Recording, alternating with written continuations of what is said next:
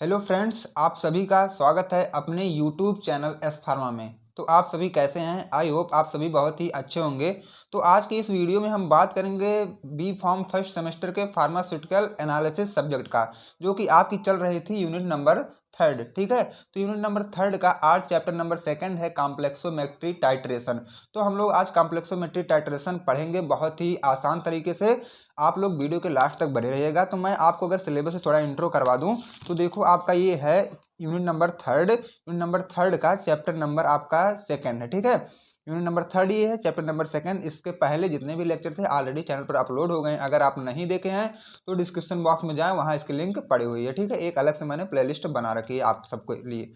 अब देखो, कॉम्प्लेक्सोमेट्री टाइट्रेशन हमें पढ़ना है, क्लासिफिकेशन, मेटल आयन इंडिकेटर। ठीक है, तो मैं यहाँ बताऊंगा आपको कॉम्प्लेक्सिमेट्री टाइट्रेशन एंड क्लासिफिकेशन इसके क्या है, और मेटल आयन इंडिकेटर जो कि आपकी मोस्ट इंपॉर्टेंट होते हैं।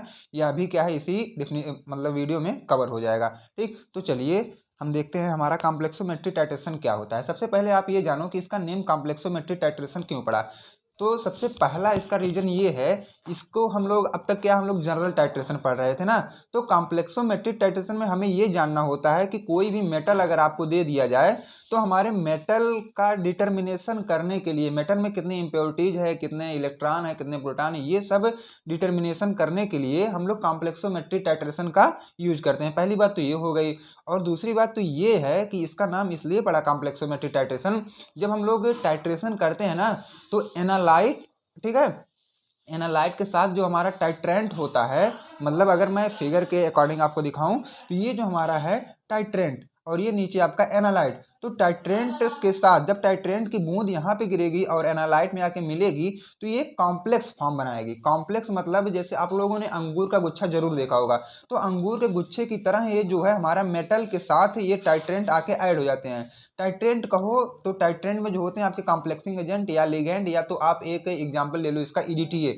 तो ईडीटीए के साथ हमारा जो मेटल होता है वो अंगूर के गुच्छे की तरह ऐसे ऐसे बन के वो दिखने लगता है। ठीक है, इसीलिए हम लोग इसका नाम बोलते हैं कॉम्प्लेक्सोमेट्री टाइट्रेशन। तो हमारा टाइट्रेंट ऊपर से आता है और एनालाइट नीचे से रहते हैं, और दोनों आके जब मिलते हैं तो दोनों बना लेते हैं कॉम्प्लेक्स। इसीलिए इसका नाम पड़ा कॉम्प्लेक्सोमेट्रिक टाइट्रेशन। ओके फ्रेंड्स, अब देखो इसमें होता क्या है। आप लोग इसमें लोग ऊपर टाइट्रेंट, ये तो सभी वो उसमें टाइट्रेशन में होता है, ऊपर आपका टाइट्रेंट होता है और नीचे होता है आपका टाइट्रेंड। ठीक है, और ऊपर क्या है, ब्यूरेट है, और नीचे आपका कोनिकल फ्लाक्स रहता है। तो हमें करना क्या होता है, इसी में हम लोग भर देते हैं अपने ब्यूरेट में कॉम्प्लेक्सिंग एजेंट या लिगेंड, या तो अगर इसका कोई एग्जांपल लो आप तो ईडीटीए। ठीक है, ऊपर भरा होता है और नीचे हमारे कोनिकल फ्लाक्स में आपका सैंपल रखा होता है। तो इसमें मेटल सैंपल हम लोग यूज करेंगे क्योंकि हमें मेटल की डिटर्मिनेशन करना है। तो ऊपर से जब आपका कॉम्प्लेक्सिंग एजेंट का ड्रॉप बाई ड्रॉप नीचे आएगा और इधर का हमारा मेटल सैंपल का जब दोनों कॉम्प्लेक्स यहाँ पे बना लेते हैं। ठीक है, तो इसी कॉम्प्लेक्स को हम बोलते हैं कॉम्प्लेक्सोमेट्रिक टाइट्रेशन। अब इसमें हम लोग एक मेटल आयन इंडिकेटर का यूज करते हैं, क्योंकि हमें मेटल का आइडेंटिफिकेशन करना है तो मेटल आयन इंडिकेटर यूज करते हैं। तो यही इंडिकेटर हमें एंड पॉइंट देता है, और ये पूरा बेस्ड होता है कलर के कारण। ये जो है कलर भी चेंज करेगा और ये कॉम्प्लेक्स भी बना देगा। ठीक है, कॉम्प्लेक्स बना के हम लोग क्या है मॉलिक्यूल्स को आइडेंटिफिकेशन कर लेंगे। कॉम्प्लेक्स बनाएगा कोवैलेंट बॉन्ड के साथ। ठीक है, तो इतना आपका डाउट क्लियर हुआ होगा। अब चलो देखते हैं हम थ्योरेटिकल हमें एग्जाम में क्या लिख के आना है। It is type of volumetric analysis. ये तो सभी को पता है कि ये जो है वैल्यूमेट्रिक एनालिसिस होता है, क्योंकि हमें यह एक टाइट्रेंड और टाइट्रेंट दोनों की हेल्प से, मतलब कोनिकल फ्लाक्स सभी की हेल्प से ये की गई, इसीलिए इसको वैल्यूमेट्रिक एनालिसिस कहा गया। Where in the colour complex is use to determine the end point of titration.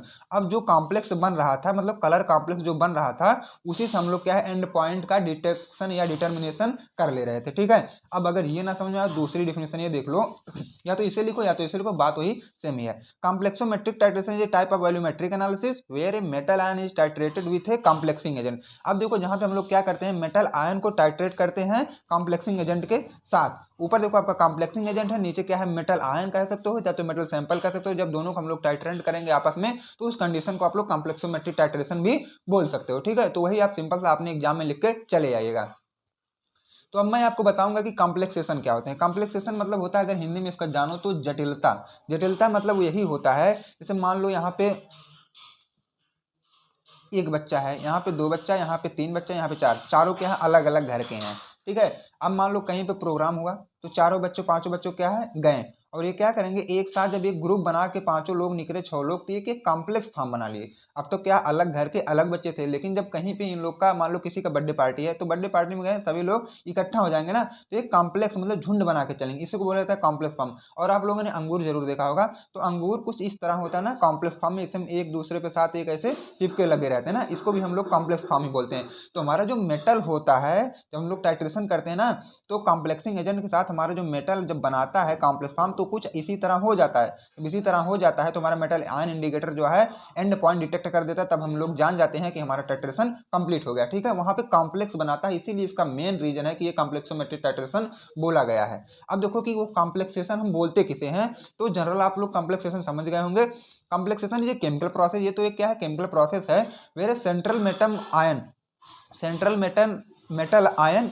और एटम, या तो आप सेंट्रल मेटल बोल सकते हो आयन, या तो एटम जो होता है बाइंड्स टू वन और मोर लिगेंड। अब ये देखो बाइंड करता है एक या एक से अधिक लिगेंड के साथ, लिगेंड मतलब आप मॉलिक्यूल से आयन बोल सकते हो, to form a stable complex, और वह एक अच्छी तरह से एक अच्छा सा स्टेबल कॉम्प्लेक्स क्रिएट कर देता है, उसी को बोल सकते हो कॉम्प्लेक्सेशन। अब मान लो यहाँ ए इधर है, बी इधर है, दोनों को ट्रांसफर करो, और ये जब ए बी साथ में आ जाएंगे, जिसे बोला जाता है कॉम्प्लेक्सेशन। मतलब वो कॉम्प्लेक्स मतलब जटिल समूह अपना बना लेते हैं, उस कंडीशन को हम बोलते हैं कॉम्प्लेक्सेशन। अब देखो ये कॉम्प्लेक्सेशन किस प्रिंसिपल पर बेस्ड होता है, ठीक है, ये देखो कॉम्प्लेक्सोमेट्री जो टाइट्रेशन होता है वो किस प्रिंसिपल पे, तो आई होप आप सभी ने तो समझ लिया होगा कि कॉम्प्लेक्सोमेट्री टाइट्रेशन हम करते कैसे हैं। तो वही जो जैसे आप करते हैं वही इसका कह लो तो प्रिंसिपल होता है जनरल तरीके से।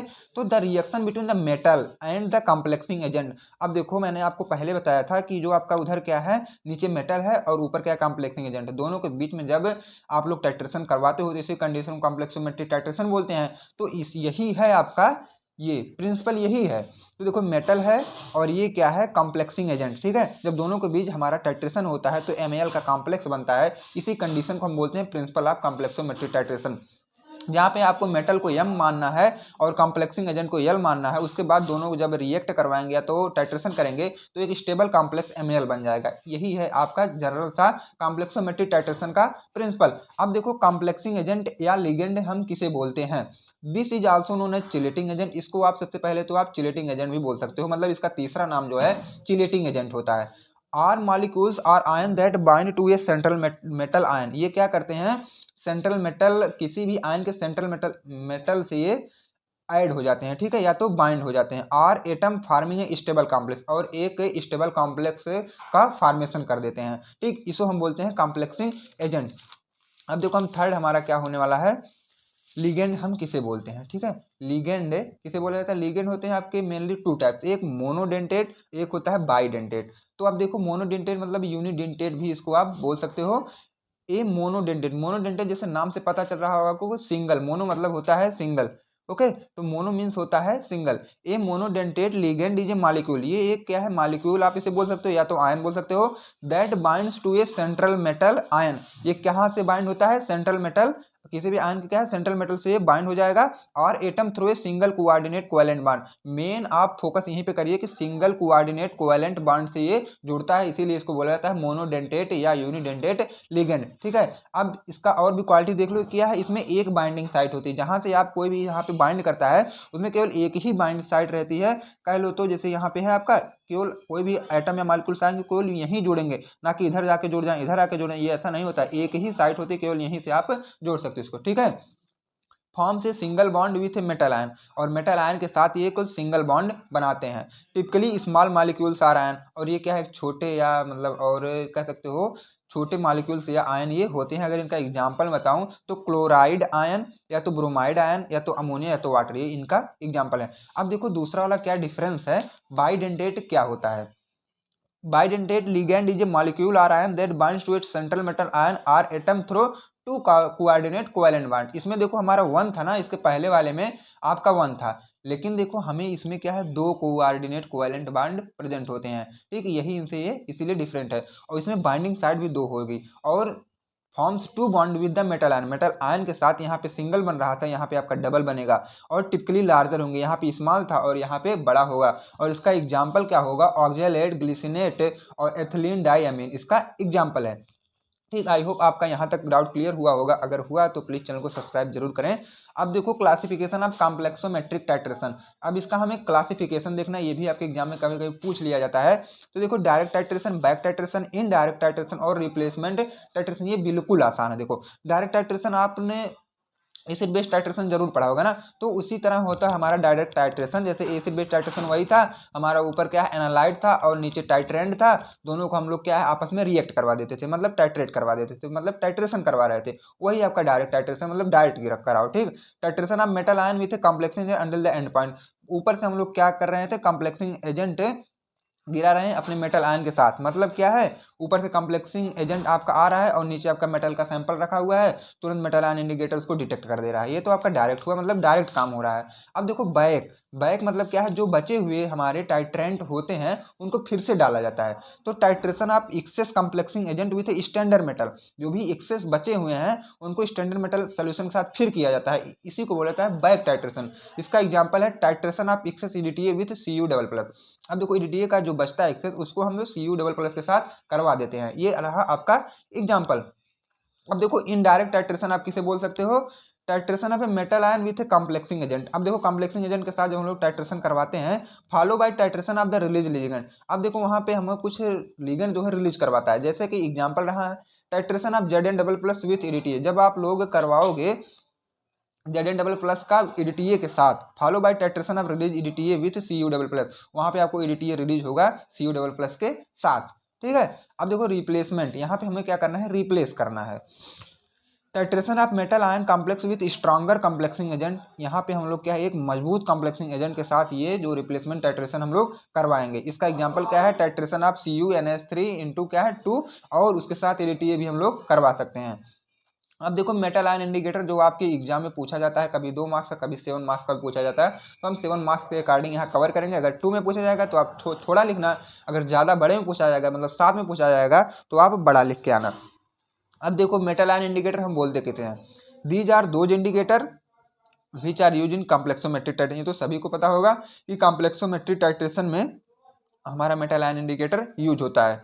अब it is also known as PM indicator, इसको आप पीएम इंडिकेटर भी बोल सकते हो। ये प्राइम मिनिस्टर वाला नहीं, ये अलग पीएम है। ठीक है, ये पीएम इंडिकेटर आप कॉम्प्लेक्सोमेट्रिक टाइट्रेशन में इसका यूज होता है।